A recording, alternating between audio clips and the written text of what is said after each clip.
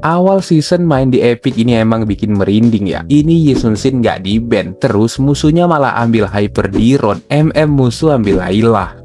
Horor sih ini Epic ini ya. Layla ini lagi melamun kan, kita gas aja nih orang, meninggal lah. D-Rod ini ngerti ambil turtle ya, ternyata kita sampah aja turtlenya. Abis itu D-Rodnya langsung kita makan. D-Rod Freya ini rusuh ceritanya ya. Kita balikin aja nih dua orang. Lagi adu mekanik nih kan Freyanya, kita join aja nih. Mau ulti gimana pun udah terlambat sih kalau Freya. Pali ini kira kalau di deket tank bakal aman kali ya. Sama aja, posisi udah menang gol kayak gini, Freya ini udah nggak bisa apa-apa lagi sih.